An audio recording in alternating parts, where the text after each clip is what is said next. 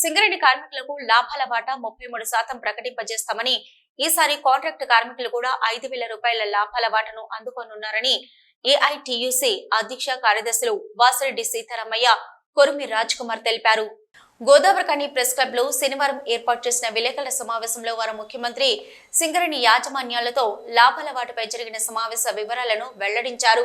సింగరేణి సంస్థ 2023-24 సంవత్సరంలో 4,700 కోట్ల రూపాయల లాభాలు సాధించగా, పవర్ ప్రాజెక్టు, ఇన్వెస్ట్మెంటు, ఓసిల బ్యాక్ ఫిల్, కంపెనీ ఖర్చులు పోను నికర లాభం 2,388 కోట్లను సంస్థ చూపడం జరిగిందని, అందులో నుంచి 33% 788 కోట్ల రూపాయలను కార్మికులకు పంచనున్నారని తెలిపారు. ఈ మొత్తాన్ని 41,000 మంది కార్మికులకు ఒక్కొక్కరికి సుమారు 1,90,000 వరకు రూపాయలు పొందనున్నారని వెల్లడించారు. ఈసారి కొత్తగా కాంట్రాక్ట్ కార్మికులకు కూడా ఒక్కో కార్మికునికి 5,000 రూపాయలను ఇవ్వనున్నారని తెలిపారు. వరద బాధితుల సహాయాన్ని కూడా కార్మికుల జీతం నుంచి కాకుండా సింగరేణి సంస్థ లాభాల నుంచి ఇవ్వడానికి అంగీకారం కుదిరిందని తెలిపారు. కార్మికుల సమస్యలపై ఏఐటియుసి చిత్తశుద్ధితో పనిచేస్తుందని తెలిపారు. రానున్న రోజుల్లో స్ట్రక్చర్ మీటింగ్లలో మైనింగ్ స్టాఫ్, ఈపీ ఆపరేటర్ల సమస్యలపై ఒప్పందాలను చేసుకోవడం జరుగుతుందని తెలిపారు. ఈ సంవత్సరం వచ్చినటువంటి నికర లాభాలు 2,388 కోట్ల పైన, కార్మికులకి 33% ఇవ్వటానికి నిన్న రాష్ట్ర ప్రభుత్వం ప్రకటించడం జరిగింది. అంటే సుమారుగా 788 కోట్లు కార్మికులకి పంచడం జరుగుతుంది. దీనివల్ల ప్రతి కార్మికుడికి యావరేజ్న 1,90,000 రూపాయలు, అంటే కొంతమందికి 1,50,000 రావచ్చు, కొంతమంది 2.5 లక్షలు రావచ్చు. యావరేజ్ మాత్రం 1,90,000 రూపాయలు వస్తాయి. అయితే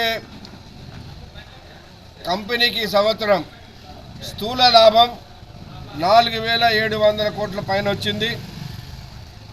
మరి దాని మీద ఇవ్వాలి కదా అని కొంతమంది అంటున్నారు. ఇది 99-2000 సంవత్సరం నుంచి కూడా స్థూల లాభం మీద కాకుండా నికర లాభం మీద ఇస్తారు. స్థూల లాభంలో నుంచి ఈ ఓసీలకు సంబంధించినటువంటి బ్యాక్ ఫిల్లింగ్ కానీ ఇంకేదైనా ఇన్వెస్ట్మెంట్ సంబంధించినవి ఉంటే కానీ అవి తీసేసి దాని మీద ఇవ్వడం జరుగుతుంది. ఇది తెలియనటువంటి వాళ్ళు కొంతమంది, తెలిసి తెలియ కొంతమంది దీని మీద మాట్లాడుతూ ఉన్నారు.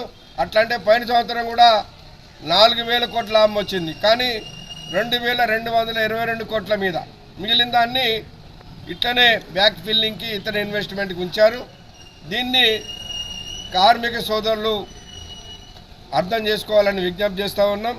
అట్లనే సింగరేణిలో 99-2000 సంవత్సరంలో మా యూనియన్ అధ్యక్షుడు కేఎల్ మహేందర్ గారు ఉన్నప్పుడు 13 రోజులు స్ట్రైక్ జరిగిన సందర్భంలో అప్పుడు ముఖ్యమంత్రి చంద్రబాబు నాయుడు తోటి ఒప్పించి కంపెనీకి వచ్చిన లాభాల్లో కార్మికులకు 10% సాధించడం జరిగింది. ఇది ప్రతి సంవత్సరం ముఖ్యమంత్రులు 1-2 పెంచితే ఇప్పుడు 32 వరకు గతంలో వస్తే ఇప్పుడు 33 అయింది. అప్పటి నుంచి కంటిన్యూగా ఉన్నది. ఇది ఏఐటిసి సాధించింది.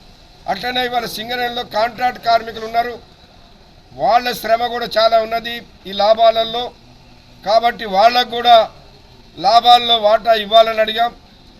అది ఈ 33% కాకుండా అదనంగా సింగరేణికి ఉంచుకున్నటువంటి 67% లాభాల్లో నుంచి వాళ్ళకి ప్రతి కార్మికుడికి 5,000 రూపాయలు ఇవ్వటానికి, అంటే సుమారుగా ఒక 12-13 కోట్లు ఇవ్వడానికి అంగీకరించారు. ముఖ్యమంత్రి గారు ప్రకటించే స్థాయి మనం చూసినాం.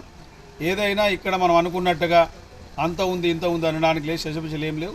వాస్తవానికి నిన్న మనం లాభాల వాటకు సంబంధించి ప్రజాస్వామ్యబద్ధంగా వర్కర్స్ చాలా మేలైన లాభాల వాట ఏదైతే మేము కార్మికులకు మన హామీ ఇచ్చినామో హామీ ప్రకారం చేస్తూ ఉన్నాం. అదేవిధంగా కాంట్రాక్ట్ వర్కర్లది కూడా రేవంత్ రెడ్డి గారికి సమక్షంలో మా గౌరవ అధ్యక్షులు కొనిమిడి సాంబశివరావు గారు ఎమ్మెల్యే గారు కాంట్రాక్ట్ కార్మికుల మీద సుమారు అరగంట చర్చించి మినిమం వేజెస్ ఏదైతే ఉందో వాళ్ళ వేజెస్ ఈరోజు పెంచక 10 సంవత్సరాలు అయిపోయింది, వాటిని పెంచాలని చెప్తే మీ యొక్క సంస్థ లాభాలు ఉంది కాబట్టి నేను మీ యజమాని చెప్తే మీరు పెంచుకోవచ్చు అని చెప్పిన సందర్భం నుండి ఈరోజు వాళ్ళకు కూడా 5,000 రూపాయలు ఇవ్వడం అనేది ఇది శుభసూచకం. ఈ విలేకరుల సమావేశంలో ఏఐటీయూసీ ఉప ప్రధాన కార్యదర్శి వైవీరావు, నాయకులు జూపాక రామచందర్, కె స్వామి, కందుకూరి రాజారత్నం, ఆర్ఎల్లి పోషం, ఎల్ ప్రకాష్, మాదన మహేష్, ప్రభుదాసు, ఎంఏ గౌసు, మానాల శ్రీనివాస్, ఎం చక్రపాణి, ఏవిఎస్ ప్రకాష్, మధ్యల దినేష్, నాగేందర్, కలవిన్ రాజేష్, ఆకునూరి శంకర్, దేవయ్య తదితరులు పాల్గొన్నారు.